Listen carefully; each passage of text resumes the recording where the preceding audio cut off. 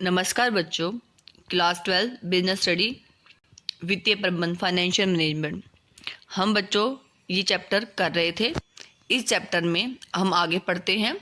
हमने क्या पढ़ा था? वित्तीय प्रबंधक, एक जो फाइनेंस मैनेजर होता है, उसको एक ऑर्गेनाइजेशन में 3 तरह के निर्णय लेने पड़ते हैं। कौन से? विनियोग निर्णय, इन्वेस्टमेंट, कहाँ पैसा लगाना है, ये हम पढ़ चुके थे। सेकंड है वित्त व्यवस्था निर्णय, इन फाइनेंशियल डिसीजन, पैसा कहाँ से आएगा, किन स्रोतों से आएगा, किन सोर्सेज से आएगा, ठीक है। और थर्ड है हमारा डिविडेंड डिसीजन, जो हमारा लाभ होगा हम उसको लाभांश के रूप में कितना बांटेंगे और कितना फ्यूचर के लिए बचा के रखेंगे। तो आज हम करेंगे वित्त व्यवस्था निर्णय, फाइनेंसिंग डिसीजन। चलिए स्टार्ट करते हैं फाइनेंसिंग डिसीजन। वित्त व्यवस्था निर्णय, सबसे पहले आपको पता होना चाहिए वित्त क्या होता है। पैसे, धन। एक ऑर्गेनाइजेशन में वित्त का उतना ही महत्व है जितना एक ह्यूमन बॉडी में रक्त का, ब्लड का, खून का होता है। उसी तरह से जैसे हमारे शरीर में खून प्रवाह करता है, उसी तरह से एक ऑर्गेनाइजेशन में पैसों का प्रवाह भी होना जरूरी है। तो हम यहाँ पे बात करेंगे दीर्घकालीन वित्त स्रोतों के बारे में कि पैसा। तो हमारे दीर्घकालीन वित्त स्रोतों में 2 तरह के स्रोत आते हैं। एक होता है स्वामी का फंड और दूसरा होता है बोरोवर, जो हमने लोन लिया हुआ है। तो यहाँ पे हम दीर्घकालीन वित्त स्रोत के बारे में बात करेंगे, जो हम 1 साल के अंदर नहीं चुकाएंगे, जो हमें चुकाना है 1 साल के बाद, 5 साल, 7 साल, 8 साल या 10 साल के बाद। और इक्विटी शेयर ऐसे होते हैं जो एक कंपनी को अपने पूरे जीवन काल में नहीं चुकाने होते, कंपनी जब बंद होती है तभी चुकाने पड़ते हैं। तो दीर्घकालीन वित्त स्रोत में हमारे इक्विटी आ जाती है, इक्विटी शेयर कैपिटल आ जाती है, स्वामी के फंड में आती है। पूर्वाधिकार अंश पूंजी भी हमारी, प्रेफरेंस शेयर कैपिटल भी हमारी स्वामित्व फंड में आती है। संचित लाभ, रिटेन अर्निंग, जो फ्यूचर के लिए हम पैसा बचा के रखते हैं, वो भी हमारा किस में आता है?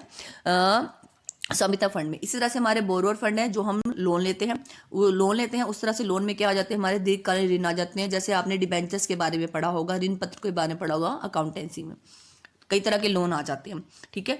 तो जो हमारी समतांश पूंजी है या पूर्वाधिकार अंश पूंजी है, उन पे हमें क्या देना पड़ता है? लाभांश। और जो हमारे लोन होते हैं उस पे हमें क्या देना पड़ता है? इंटरेस्ट देना पड़ता है।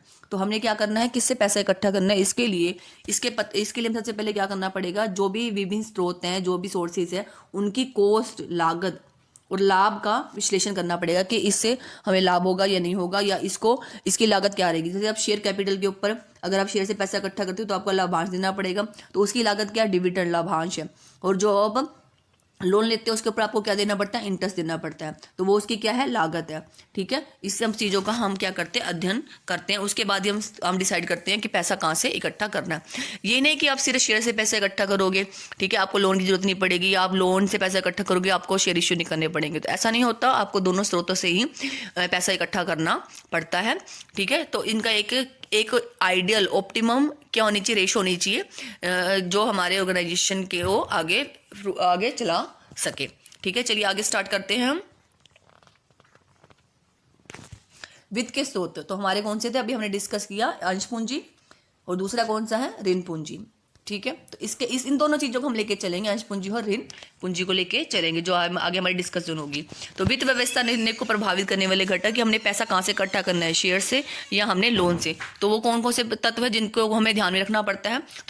तो सबसे पहला है बच्चों, जो तत्व किसी ऑर्गेनाइजेशन की फाइनेंसिंग स्रोतों को प्रभावित करता है। सबसे पहला है रोकड़ प्रवाह स्थिति, कैश फ्लो पोजीशन। अगर किसी कंपनी की कैश फ्लो पोजीशन अच्छी है, मतलब उसके पास कैश रहता है, तो वो अपने लोन के ऊपर या डिबेंचर्स के ऊपर आसानी से इंटरेस्ट जो बनता है हर साल का या 6 महीने के बाद वो पे कर सकती है।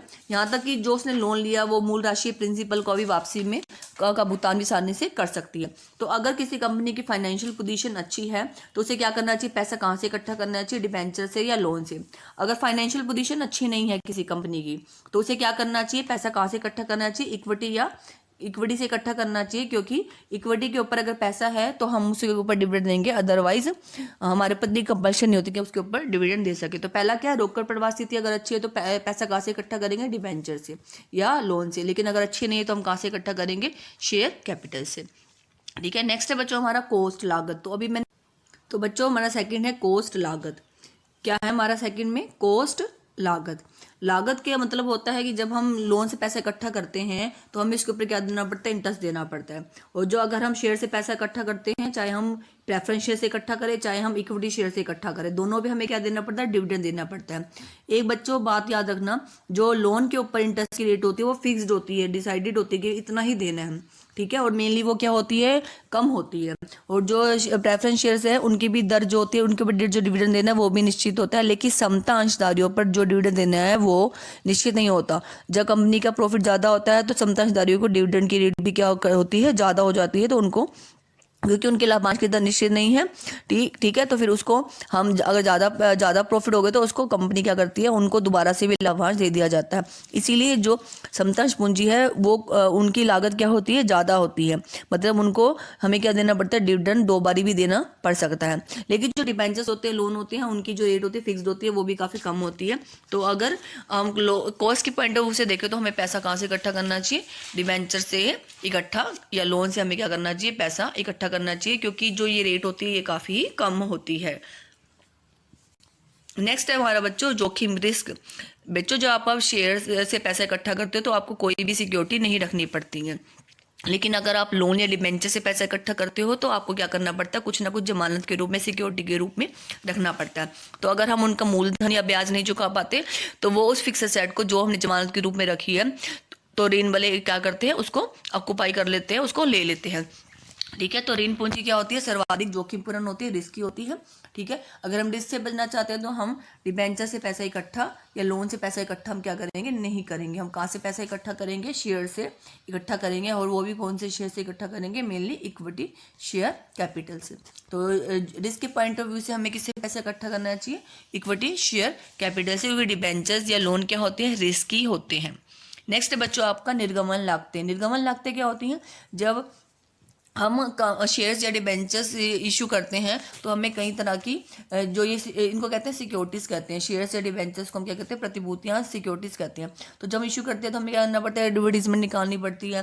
ठीक है, एक बैंक को हमें क्या करना पड़ता है, एक बैंक से हमें डील करनी पड़ती है कि ये पैसा ये एप्लीकेशन का इस बैंक में आएगा, तो उनको हमें कुछ कमीशन देनी पड़ती है, कुछ फीस देनी पड़ती है, और कई तरह के हमें क्या देने पड़ते हैं, कई तरह के शुल्क गवर्नमेंट को भी देने पड़ते हैं, कई तरह के कानूनी चीज़ें होती है, उनको शुल्क पे करना पड़ता है, पंजीकरण का शुल्क देना पड़ता है, तो कई तरह के खर्चे हो जाते हैं। ठीक है, तो इन पे क्या होता है, ज़्यादातर खर्चे होते हैं। तो निर्गमन ये कहलाती है निर्गमन लागतें। जो हम सिक्योरिटीज इशू करते हैं उनके ऊपर हमें कई तरह के खर्चे होते हैं इशू के समय, वो चीज़ें क्या कहलाती है, हमारी निर्गमन लागतें कहलाती हैं। तो निर्गमन लागतों के पॉइंट ऑफ व्यू से जाहिर सी बात है, जो हमारे पास संचित लाभ होते हैं, पुराने लाभ पड़े हमारे पास, जो हमने इकट्ठे करके रखे हैं, उन वो तो हमारे पास ही पड़े, तो उनको हम क्या कर सकते हैं, यूज़ कर सकते हैं। तो ना हमें डिबेंचर इशू करने पड़े, ना हमें शेयर इशू करने पड़े, तो निर्गमन लागतें वहाँ क्या हो जाएंगी, नील हो जाएगी, जब हमारे पास संचित लाभ पड़े हैं। तो अगर निर्गमन लागतों के पॉइंट ऑफ व्यू से देखोगे तो आपको आप पैसा कहाँ से इकट्ठा कर सकते हो, जो आपके पास संचित लाभ पड़े हैं। नेक्स्ट आपका कंट्रोल कंसीडरेशन।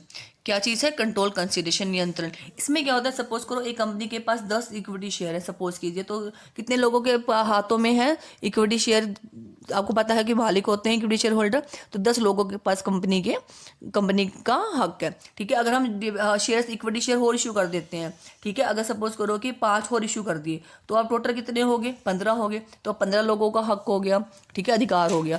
तो जितने हम ज़्यादा इक्विटी शेयर इशू करेंगे, मतलब अगर बाहर के लोगों को इशू करेंगे, और उन्हीं को 10 को इशू करते हैं तब तो कोई प्रॉब्लम ना आती, लेकिन अगर हम बाहर के लोगों को इशू करते हैं 5 इक्विटी शेयर, तो अब उस कंपनी के ऊपर 15 मालिक हो गए। ठीक है, तो अगर हम इक्विटी शेयर के इशू करके हम पैसा कलेक्ट करते हैं तो इसका मतलब कंपनी के कंट्रोल कई लोगों के हाथों में चला गया। ठीक है, लेकिन जब हम डिबेंचर से या लोन से पैसे इकट्ठा करते हैं तो उनको सिर्फ एक निश्चित दर से क्या देना पड़ता है, इंटरेस्ट देना पड़ता है। वो कंपनी की मैनेजमेंट में, कंपनी के जो प्रबंध होते हैं उसमें कोई भी हस्तक्षेप नहीं करते। तो नियंत्रण के पॉइंट ऑफ व्यू से अगर कोई कंपनी नियंत्रण का पॉइंट ऑफ व्यू देखती है, उसे कहाँ से पैसा इकट्ठा करना चाहिए, लोन से या डिबेंचर से पैसा इकट्ठा करना चाहिए। नेक्स्ट स्टूडेंट आपका स्थायी प्रचालन लागतें। बच्चों क्या होता है कि एक ऑर्गेनाइजेशन में 2 तरह के खर्चे होते हैं। एक होते हैं हमारे स्थायी प्रचालन लागतें, जैसे हमें सैलरी देनी ही देनी है, ठीक है, कंपनी को कोई लैंड के ऊपर जो रेंट है वो देना है, बिल्डिंग का किराया देना है, सैलरी देनी है, प्रीमियम देना है, तो ये हमारे क्या होते हैं, स्थायी प्रचालन लागतें होती हैं। और दूसरी होती है वित्तीय लागतें। वित्तीय लागतें मतलब उसके आगे क्या वर्ड लगा है, स्थायी वित्तीय लागतें। जैसे आप डिबेंचर्स या लोन से पैसे इकट्ठा करते हो तो उनके ऊपर जो इंटरेस्ट देना पड़ता है वो दर क्या होती है, निश्चित होती है। ठीक है, तो वो क्या कहलाएगी, स्थायी वित्तीय लागतें। ठीक है, अगर ये दोनों ज़्यादा होंगी तो खर्चे ज़्यादा होंगे, प्रॉफिट क्या बचेगा, कम बचेगा। तो अगर हमारी स्थायी प्रचालन लागतें अधिक है, क्या कहा मैंने, अगर हमारी स्थायी प्रचालन लागतें क्या है, अधिक है, तो हमारे लिए हमारे पास जो स्थायी, हमें क्या करना पड़ेगा, स्थायी वित्तीय लागतों को कम रखना पड़ेगा, मतलब डिबेंचर से लोन से पैसा इकट्ठा क्या करेंगे, हम कम करेंगे। इसके उल्टा वाइस वर्सा क्या हो सकता है कि हमारे पास स्थायी प्रचालन लागतें क्या है, कम है। ठीक है, हमारे पास हम इतने ज़्यादा स्थायी प्रचालन लागतें नहीं है, रेंट कम है या फिर वेतन हमें कम देना पड़ता है, या जो हर रोज़ के डेली रूटीन है वो खर्चे वो क्या है, कम है। तो हमारे पास ज़्यादा पैसा बचेगा, तो हम क्या कर सकते हैं, लोन से पैसा इकट्ठा कर सकते हैं, उसके ऊपर हम क्या दे सकते हैं, इंटरेस्ट दे सकते हैं। तो जब हमारे पास स्थायी प्रचालन लागतें कम है तो हम पैसा कहाँ से इकट्ठा कर सकते हैं, डिबेंचर या लोन से इकट्ठा कर सकते हैं। तो नेक्स्ट पॉइंट है बच्चों आपका 7, पूंजी बाजार की स्थिति। तो पूंजी बाजार में दो तरह की स्थितियां होती है, एक boom period, depression period. Boom period में क्या होता है, तेजी काल होती है, तो शेयर जो होते हैं लोग सारे किस में इन्वेस्ट करना चाहते हैं, शेयर्स में। शेयर की वैल्यू बड़ी होती है, इंक्रीज हुई होती है, तो कम जो लोग होते हैं वो क्षमता शेयर में इन्वेस्ट करना चाहते हैं। ठीक है, तो उस समय हम आसानी से शेयर इशू करके पैसा कलेक्ट कर सकते हैं। लेकिन अगर मंदी काल की स्थिति है तो उस समय कंपनी किसको प्राथमिकता देती है, डिबेंचर से पैसा इकट्ठा करने के लिए, क्योंकि सिर्फ उस पर क्या देना पड़ता है, निश्चित दर से, फिक्स दर से क्या देना पड़ता है, एक तरह का ब्याज देना पड़ता है। तो बूम पीरियड में पैसा कहाँ से इकट्ठा करोगे, शेयर से, इक्विटी शेयर से, और मंदी काल में कहाँ से इकट्ठा करने की कोशिश करते हैं, ऋण पूंजी से। नेक्स्ट स्टूडेंट आपका 8 पॉइंट है बच्चों, विनियोग पर आय, return on investment. Return on investment का फार्मूला है earning before interest and tax divide by total investment. मतलब वो प्रॉफिट जो हम लोन के ऊपर इंटरेस्ट और उसके बाद टैक्स देते हैं, उससे पहले का प्रॉफिट, जितना भी प्रॉफिट होता है उसमें से खर्चे घटाने के बाद हम क्या करते हैं, जो हमने लोन ले रखा है उसके ऊपर हम इंटरेस्ट देते हैं, वो घटाते हैं। उसके बाद फिर हम टैक्स जो कैलकुलेट होता है वो घटाते हैं। तो जो प्रॉफिट बचता है वो हम शेयर होल्डर्स में डिवाइड कर देते हैं, बांट देते हैं। लेकिन उससे पहले का प्रॉफिट, मतलब सिर्फ खर्चे घटाने के बाद, earning before interest and tax, interest और टैक्स देने से पहले का जो प्रॉफिट है उसको हम टोटल इन्वेस्टमेंट से डिवाइड कर देते हैं, तो वो हमारा आ जाता है रिटर्न ऑन इन्वेस्टमेंट। अगर रिटर्न ऑन इन्वेस्टमेंट ज़्यादा है, इसका मतलब क्या है, हमारे पास इंटरेस्ट हम दे सकते हैं, हमारी फर्म के पास, हमारी कंपनी के पास योग्यता है कि हम क्या कर सकते हैं, लोन के ऊपर इंटरेस्ट अच्छी तरह से दे सकते हैं। तो रिटर्न ऑन इन्वेस्टमेंट ज़्यादा है तो हमें क्या करना चाहिए, ऋण पूंजी का उपयोग करना चाहिए। लेकिन अगर रिटर्न ऑन इन्वेस्टमेंट हमारी कम है, ठीक है, अगर रिटर्न ऑन इन्वेस्टमेंट हमारी क्या है, कम है, तो हमें क्या करना चाहिए, डिबेंचर से पैसा इकट्ठा ना करके, ऋण पूंजी से पैसा इकट्ठा करके, हमें पैसा कहाँ से इकट्ठा करना चाहिए, समता पूंजी से इकट्ठा करना चाहिए। नेक्स्ट ले लेते हैं हम बच्चों कर की दर। कर की दर टैक्स की रेट। टैक्स की रेट किसको प्रभावित करती है, ऋण लागत को। ऋण लागत का मतलब है जो हम डिबेंचर या लोन के ऊपर जो इंटरेस्ट देते हैं। ठीक है, कर की दर, टैक्स रेट जितनी क्या होगी, अधिक होगी, उतना ही जो हमारे इंटरेस्ट है, इंटरेस्ट को क्या हो जाएगी, उतनी ही कम हो जाएगी। इसको हम एग्जांपल से लेके चलते हैं। सपोज कीजिए हमारे पास 100 रुपये है प्रॉफिट, उसमें से हमने 10 रुपये इंटरेस्ट दे दिया। ठीक है, अब हमारे पास बचे 90 रुपये।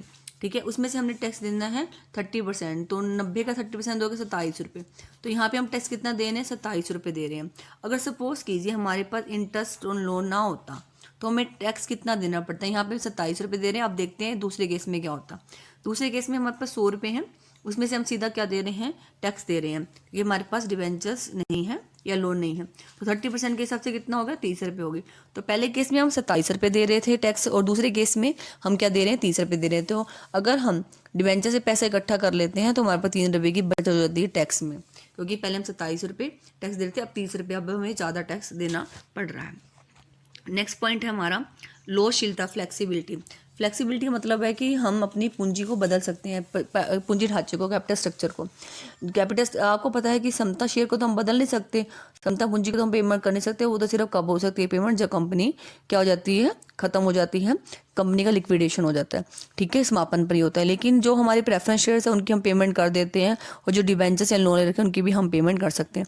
तो हम अगर कैपिटल स्ट्रक्चर में चेंज करना चाहते हैं तो कैसे कर सकते हैं, पूर्वाधिकार अंशों की पेमेंट करके या उनको इश्यू करके, ठीक है, या डिबेंचर्स को या लोन को लेकर, या फिर उनकी पेमेंट करके।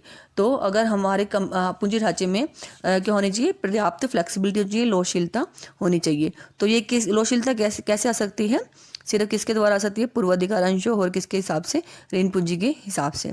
तो अगर आप लोचशीलता लाना चाहते हो अपनी कैपिटल स्ट्रक्चर में तो आपको क्या करना चाहिए, लोन और पूर्वाधिकार अंश पूंजी से ही पैसा इकट्ठा करना चाहिए। तो बच्चों ये हमारे थे factors affecting financing decision of A company.